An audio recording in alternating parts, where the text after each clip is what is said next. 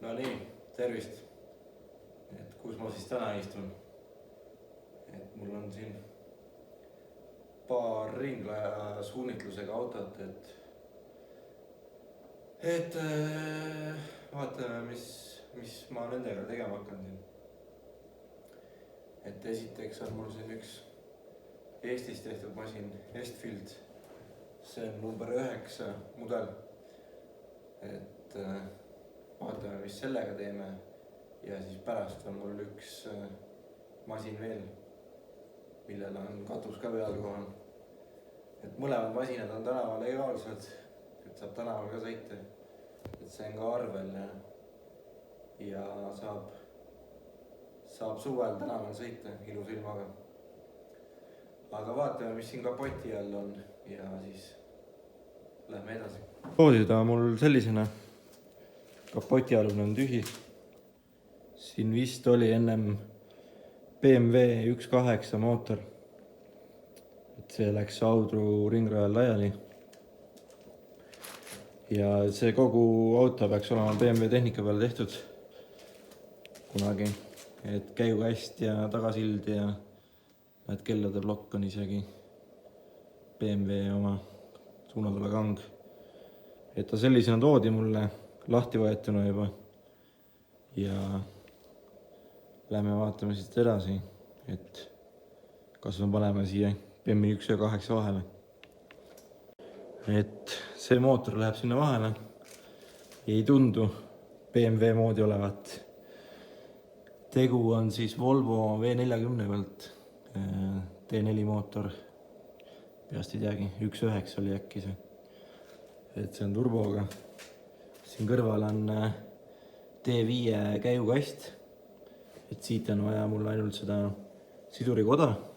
Kuna see mootor tuli automaadi pealt ja mul endal vedeles käigukast, siis saab seda sidurikoda kasutada. O-ratas ja siin on BMW käigukast. Et no see auto toodigi mul kevadel, et suvel saaks sõitma, aga omanik alles nüüd sügisel tõi käigukasti mulle. Et siit ma saadan selle käigukasti ja selle sidurikoja Tartusse. Moosevõrks paaritab need kokku oma vahel, et lõikab siit maha äkki ja keevitab selle sidurikoja külge siia BEM-i käigukasti külge. Et tal on need vastavad seadmed olemas, et teha seda, et kõik sirgelt jääks.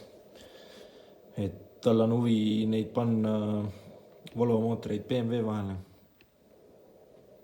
Nii T5-sid kui T4-sid. Et ühesõnaga läheb see sinna vahele siis. Et kuna siin on vähe ruumi kere vahel, siis on turbomootoril nagu vaja interkuulerit, et õhku jahutada. Aga lähme teist teed ja paneme programmeeritava aju ja hakkab etanooli kasutama. Et suvel niikuinii vahet ei ole, et talvel etanooliga väga hästi ei saa käima, aga see ei olegi talveauto. Et siis ongi variandid siin, et kas paneme Max-Ecu või EcoMasteri, et seda vaatame veel. Mul ongi vaja kõigepealt see käigukast valmis saada. Paneks mootori otsa ära ja siis hakkaks mootorit siia vahele proovima. Et kas ta üldse mahub siia või kuidas ta mahub. Et kas on vaja kapotti ringi teha või karterit või et seda siis paistab. Et sellest ma hetkel rohkem edasi ei räägi. Et kui see käigukast valmis on, siis saab hakata edasi tegelema sellega. Aga lähme vaatame siis teist autot ka. Teine auto on siin. Et tegu on Fordiga siis. Ford Focus ST. See peaks olema 2-liitrise mootoriga 127 kilovatti. Et sellel on vaja teha siis pidurid, sillad, hammasrihma vahetus, esituled vahetada ja siis mõned jahutusvedeliku voolikud seal silikonvoolikute vastu ja nipet-näpet töid veel, et ma mõned tööd panen siia videosse ja siis äkki mõned teeb teise videosse, et vaatame, mis siin sildade ja asjadega siis vaja teha on, et sillad ja pidurid ma panen siia videosse. No nii, et alustaks piduritest juttu siis.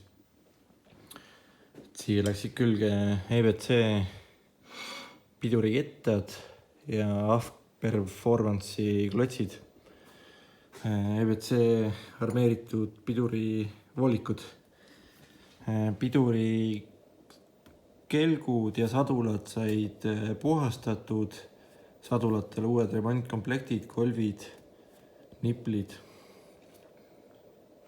ja esipiduritega on kõik siis. Vaatame, mis tagapiduritega sai tehtud.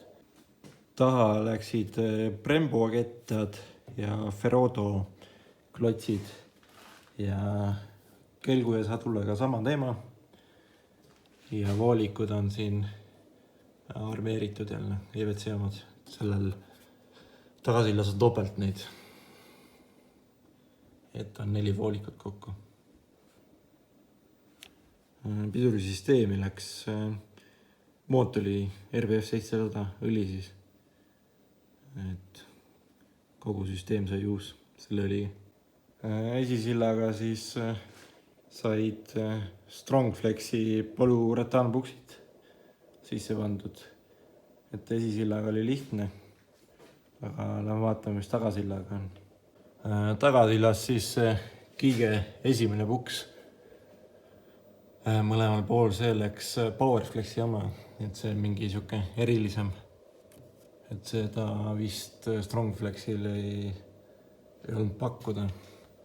Ülejäänud puksid läksid siia Strongflexi omad.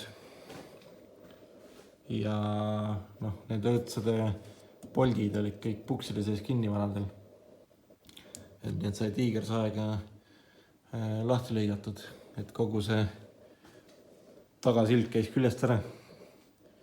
Täiesti pulkadeks. Niimoodi on hea lihtne teha, kui kõik asjad uued lähevad. Ja siia said siis uued poldid ja puksid. Et siin on veel reguleerpoldid, millega saab silla paika panna. Ja kõigile poltidele sai määred pandud, et tulevikus lihtsam lahti teha oleks. Mingi plaan on järgmisena teha coilover vedrustus, et praegu läksid vanad amordid ja vedrud tagasi. No nii, et need sillad ja pidurid on tehtud. Ja ülejäänud ma panen siis järgmisesse videosse. Selle Estfieldi käigukasti teema läheb nüüd Tartusse ja siis järgmises videos äkki jõuab see Estfieldi kast ka tagasi ja saab hakata mootorit vahele proovima. Aga seniks on siis kõik jälle.